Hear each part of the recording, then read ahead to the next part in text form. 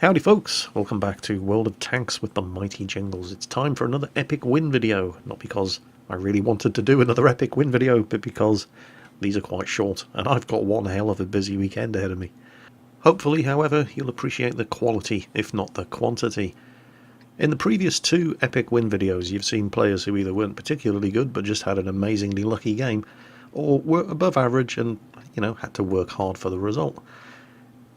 This video stars a player who statistically is the best player in the match with his 59% win rating and his 1600 WN8 rating. It's Tiger Apina, and I believe he's from Finland, and I have shown some of his replays on this channel before. He's in, well, it's a very, very rare Russian tier 10 tank destroyer. Not rare as in hardly anybody can get it, but rare as in hardly anybody has got it. It's the Object 263. You almost never see this thing in World of Tanks. And it's a good machine. The problem with the Object 263 isn't the Object 263, it's all of the other Russian tank destroyers that you have to grind through in order to get it, with the exception of the Su-12-254 at tier 9. They're all deeply mediocre. Most people, they go down the ISU-152 line, for good reason. The ISU-152 is fantastic, the Object 704 is fantastic, and the Object 268 is pretty good as well. Normally, at this point in the video, I'll be talking about the machine that he's driving, but aside from the fact that this is a tank destroyer version of the Object 261 artillery, and the gun is very similar to the gun on the Jagdtiger. Other than that, I don't really know an awful lot about this machine. I have real problems when I'm facing Object 263s because it just doesn't happen often enough for me to know how to deal with them.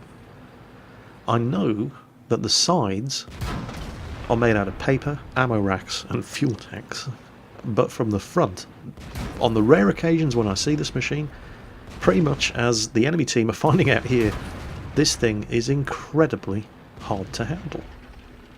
And I actually had to go and look the thing up on Tank Inspector, and it turns out that the frontal armour of this thing is 250mm thick all over, except for the lower glacis, which is small and is 150mm thick. But the sloping on the armour means that effectively from the front you're having to get through 300mm of armour everywhere on the front of this machine.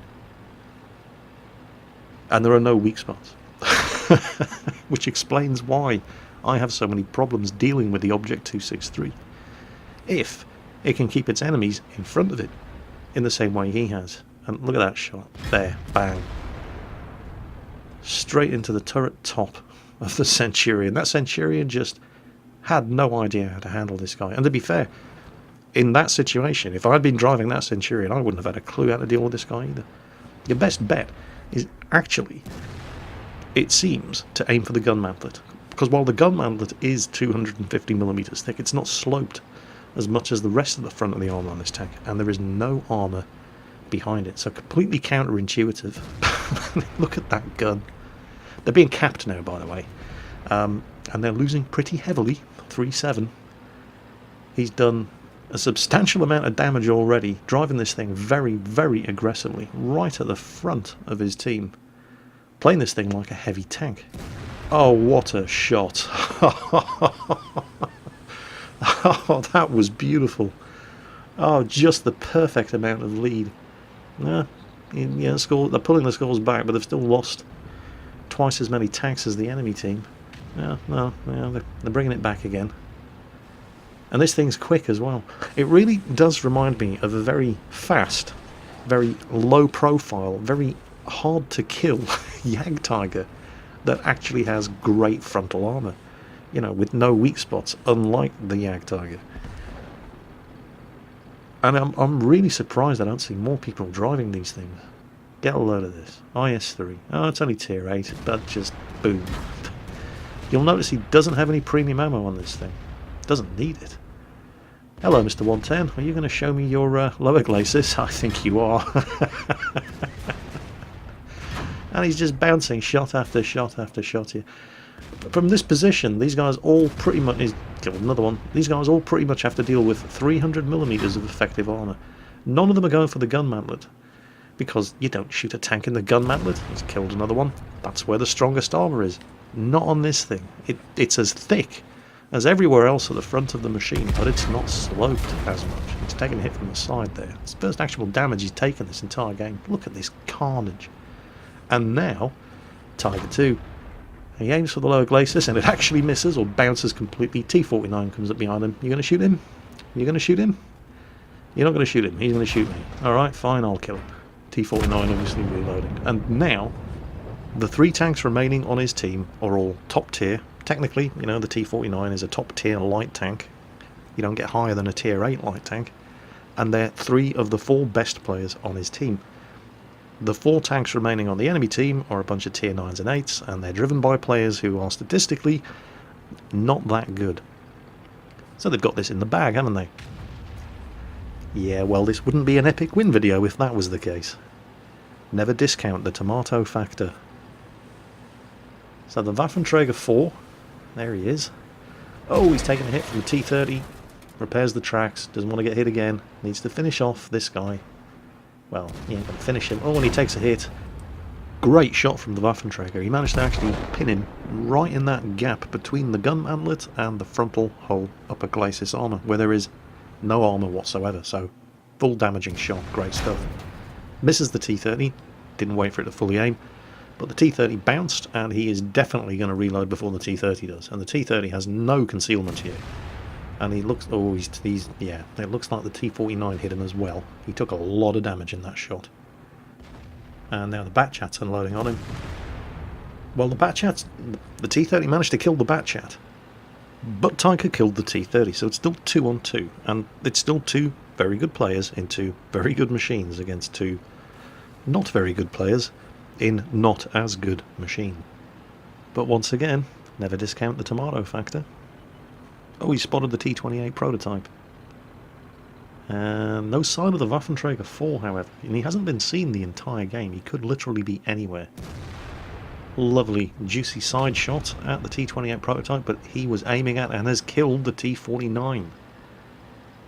Now, this is dangerous because he does not know where the Waffenträger 4 is. And the sides of this tank are 80mm of armour, and you can see that they're lined with ammunition. Comes around the corner, full speed, plants one into the T-28 prototype, and bang, takes a shot. Now, there's the Waffenträger 4, he's on the other side of the lake. He bounced a shot from the T-28 prototype, that one went in, and he's going to use this guy as cover, because that Waffenträger 4 is now on such low health. And the guy is at the extreme limit of his view range. He can only see him when he opens fire. He's reloading. He re-stealths, he takes the shot anyway. Doesn't appear to have gone in, and now he's... Just because he can't see the Waffenträger doesn't mean the Waffenträger can't see him. Interestingly, if you have a look at the top armour, just next to the gun there, you can see a penetration hole, and that looks like that's where the T-28 hit him. At that close range, he managed to have enough of a down angle to be able to penetrate the top of the engine deck. The engine of this thing, obviously, at the front. So, he's got to find that Waffenträger. Time to go for a nice drive in the country. We need some music for this. Now, he's got the speed in this thing to catch that guy. This thing will do 50 kilometers per hour. Not a problem. It really is an incredibly good machine. And I'm amazed I don't see more of them. It's very, very stealthy and low profile. It's got a fantastic gun. Even if it doesn't have the big derp alpha damage of the other tier 10 tank destroyers, or even some of the tier 9 tank destroyers. But it's got the accuracy, it's got the rate of fire, it's got phenomenally good damage per minute. The frontal armour is incredible. You just don't see many of these things in World of Tanks. It's that SU-100M1 and the SU-101 that you have to go through in order to get here that seems to put people off. And I'm sure those machines have got their fans, but I'm not one of them. I seem to be in the majority. But where did that Waffenträger go? I mean, he obviously hasn't come this way, or he'd be dead by now. So, well, Tiger's got a couple of options now. He can go and sit in the cap and force the guy to come to him, but that's risky. This thing's only safe as long as it can point the front towards the enemy, and if you're sitting in the cap, you don't know from which direction the opponent is going to be approaching. And, oh, well, okay. That couldn't really be much worse. The Waffenträger is capping, and Tiger couldn't be any further... Hang on, now he's not capping. Okay. Well, Taika could now start capping himself. No, wait, now he's capping after all. He just can't make his mind up. Well, Taika now has no option but to go back and reset the cap. And the Waffenträger's indecision. He entered the cap circle, he accumulated some capture points, and then he threw those capture points away by moving out of the cap circle and then moving back in. Is that going to cost this guy the game? Because the Object 263 is, as you can see here, easily fast enough of crossing the entire map in the 1.5 minutes it takes you to fully cap. So let's have a little bit of a mental exercise here. The Waffenträger had accumulated 13 cap points when he changed his mind and moved out of the cap circle, and in the time it took him to change his mind and move back in, he could have accumulated probably around about 20 cap points. So if that cap counter reaches 80 before Taika gets back and punches his ticket, then he just threw this game away. So let's have a look. Nah, it's not even going to be close, is it? Not when there's an Object 263 chasing you down. And the positioning could not be better. Look at this, look at this. He's got the Hulk of the Batchat to protect him. He's got the unarmoured gun shield off the Waffenträger to shoot at. And the Waffenträger only has 300mm of effective frontal armour on Taika's Object 263 to shoot at. There was never really any doubt how that one was going to end, was there? Look at that, 10 kills, Pool's medal, 9,000 damage done. Look at that, Ace Tanker, chest full of medals, 151,000 credits earned, 9,500 damage done. And just look at how comprehensively this thing destroyed that Centurion. Have a look down at the bottom of the team list on the enemy team. I have nothing but sympathy for that Centurion driver. I would have probably suffered exactly the same fate if I was in his position. I have no idea how to take down an Object 263 from the front. I think the best plan is to just go somewhere else. I bet the Centurion is wishing he had gone somewhere else. But anyway, there you go. Taika Rapina from Finland, I believe. I'm in serious trouble if he isn't. Having a monster game in the very rare Object 263. I hope you were entertained by the replay. And as always, take care, and I'll catch you next time.